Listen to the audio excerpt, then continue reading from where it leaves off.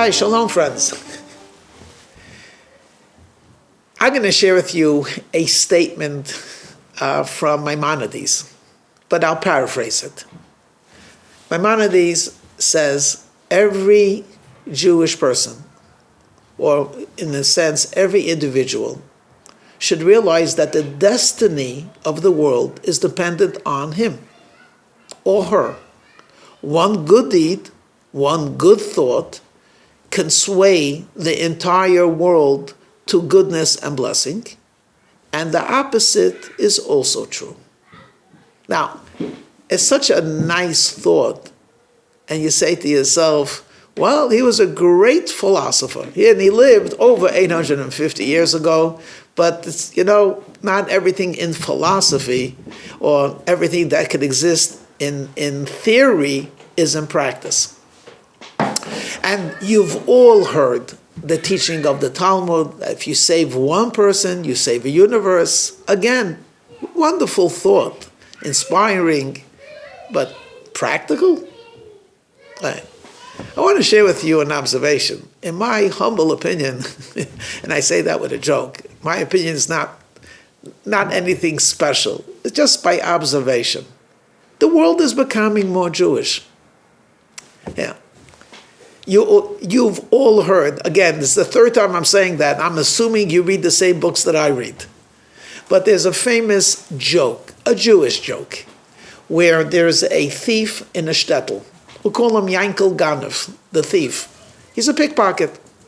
And the rabbi is getting reports that this Yankel, he's not a bad person, but he's just a thief. It's terrible. Whenever he goes into a house, something is missing. Rabbi, please talk to him. So the rabbi says, you know what, he comes to the synagogue on Shabbat, on the Sabbath, I'm going to dedicate my sermon directed to him. So that Shabbat, the rabbi gets up and he talks about the virtue of honesty and how dastardly it is when people steal and lie, and how it goes against decency, and how God hates it, and the thief himself, is ashamed of himself. He really got into this. He spoke the good of being good, the bad of being bad. He actually had pathos, he had jokes, he had passion. And the rabbi could actually see, not only were the people enthralled, there was even a tear or two. And Yankel Ganev, he was just soaking it in. And on his face was written, I am ashamed of myself. The rabbi was hoping that he had been successful. After the sermon, everyone went over to the rabbi to congratulate him, and Yaakov, the thief, shakes warmly the rabbi's hands. He says, Rabbi, that was remarkable. Your words penetrated. I absorbed it. I appreciate what you meant to say, and I appreciate you didn't single me out. I am a changed person. And the rabbi inwardly thanks God for having been a messenger. But he wants to make sure that his message is heard. So he says, Yankel, can I see you in my office tomorrow, Sunday at 10 o'clock? And he said, Rabbi, for you, especially after today, I absolutely. Anyway, he comes in at 10 o'clock, and the rabbi just says, Yankel, look, I've heard a lot about what you're doing.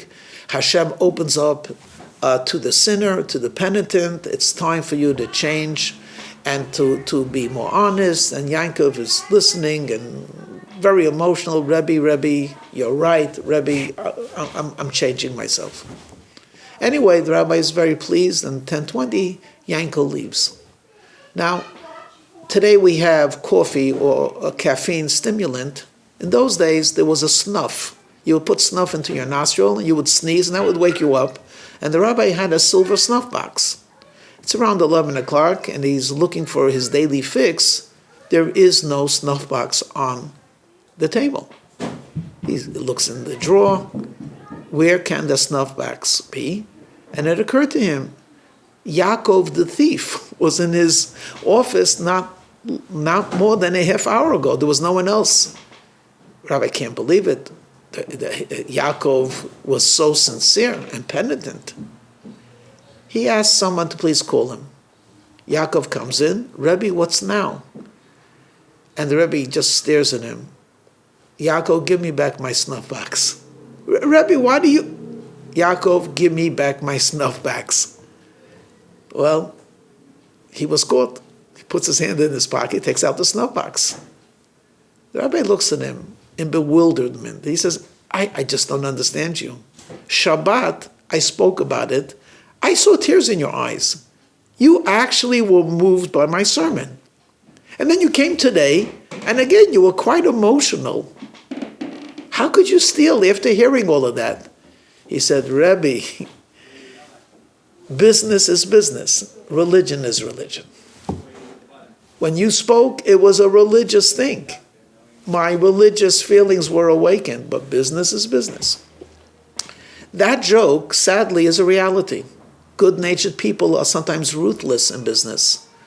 People who think they're personally honest can sometimes speak with forked tongue when it comes to a business thing. So, where am I going with this? Well, the last couple of years, it's amazing. Some of the biggest companies are being told by their workers that we're not going to show up to work because you're buying stuff which is not sustainable, or you're getting stuff from factories where they do not pay the workers in Mexico or India or who knows where properly. So if you want us to do business, if you want us to strengthen your business, you have to become more ethical.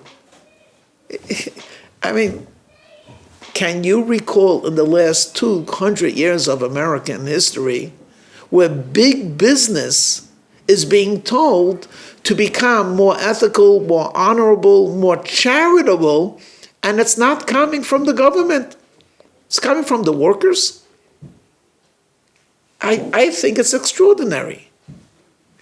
Every single kid today, if you ask him, why are you putting stuff in the recycling bin? He looks at you and he says, of course you have to do that. Why? You don't want to make the beaches dirty. You don't want the plastic to kill dolphins. I just heard recently that even like these big fashion giants and Taylor, even Macy's, you could today rent clothing. Now, why would a person rent clothing? The answer is, he wants to be fashionable at the moment, but he feels guilty throwing out the garment. So in order to save the world's resources, he's actually willing to wear a garment that someone else wore. Of course, they dry clean it and so on, but what is he concerned about? He's concerned about the world. And what can he do? He's only one in maybe 7.5 billion people. And his response is, I am making a difference. And all I have to do is get another 7 billion people to do what I'm doing, and the world will stay forever pristine and beautiful. Look around yourself. All of the concern that people have, and you ask them as an individual, what do you think you're accomplishing? And their response is, as an individual, I am responsible to do the best I can. And hopefully, with media and education and this and that, other people will learn. Is that not a Jewish concept? If I ask you, did you put on tefillin today?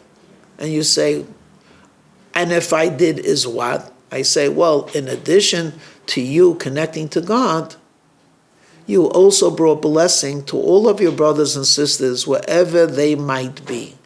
And indirectly, you brought a blessing to the entire cosmos. And you say, don't be silly. I'm just one person. And all it was one act of 6 minutes. And you're telling me that it has an impact globally? And the answer is, everything we do is global. And with this scare of disease, one person comes back from a country and his entire city is in a lockdown. In my life, I've never read about in the modern era something to this effect, where one person could actually have an effect on a community, on a school for sure, on a plane for sure. He went shopping, all the people he's just one person. And the exposure was just for a couple of minutes. My friends, we are living not only in a Jewish world, in a Messianic world, where the one is the many, and the many are reflected in the one. So realize, we people, individually, and those of us that are listening, that are of the Jewish faith, in particular the Jewish people, we have an obligation, a responsibility, and a privilege to do good individually, because that individual good becomes a goodness, an energy, and a wave, and a power that actually changes the world for the better. Shalom.